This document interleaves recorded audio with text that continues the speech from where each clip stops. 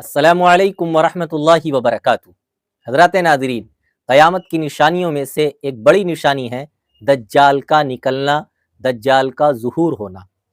यह आप जानते हैं कि दज्जाल को एक जज़ीरे के अंदर बंद कर दिया गया है और ये अपने वक्त पर निकलेगा। कब निकलेगा ये अल्लाह जानता है, अल्लाह के अलावा कोई नहीं जानता। लेकिन अब आप ये जानिए कि दज्जाल शैतान के तीरों में से एक ख़तरनाक और आखिरी तीर है। जिस तरीके से इंसान अपने सबसे कामयाब तरीके को सबसे आखिर में इस्तेमाल करता है, इसी तरीके से शैतान इब्लीस अपने इस ख़तरनाक तीर को सबसे आखिर में इस्तेमाल करेगा, यानी क़यामत के करीब। आज की इस वीडियो में हम बात करेंगे कि दज्जाली दुनिया कैसी होगी, और इस एतबार से ये वीडियो बहुत अहम होने वाली है। आखिर तक देखिएगा, आपको बड़ी अहम मालूमात हासिल होंगी। दज्जाल की दुनिया कैसी होगी, तो इसके मुतालिक मैं आपको कुछ अहम निकात, अहम पॉइंट बताऊंगा, जिसको सामने रखकर आप समझ जाएंगे कि दज्जाली दुनिया कैसी होगी।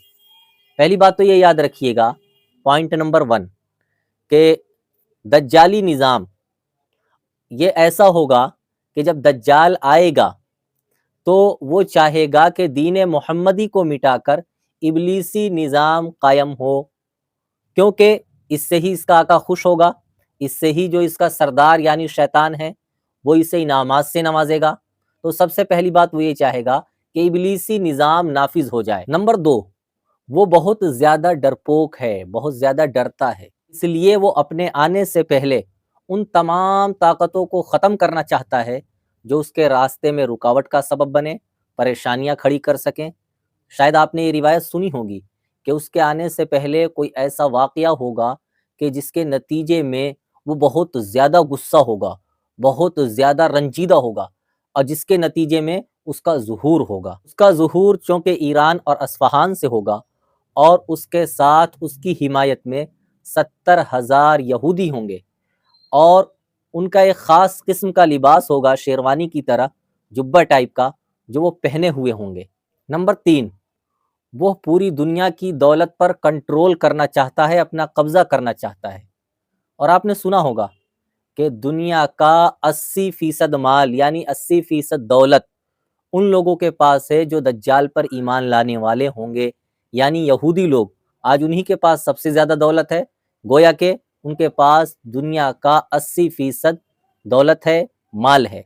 नंबर 4, पूरी दुनिया की ग़िज़ाई यानी फूडिंग सिस्टम पर कब्ज़ा करना चाहता है। अभी हमारे मुल्क के अंदर किसानों का आंदोलन चल रहा था, वो दरअसल यही था कि पूरी दुनिया के साथ साथ हमारे इस वतन अज़ीज़ में भी बाकायदा ये निज़ाम चलाने की कोशिश की जा रही है कि किसानों से पूरा गल्ला एक साथ ख़रीद लिया जाए, जो फ़िलहाल नाकाम हो चुका।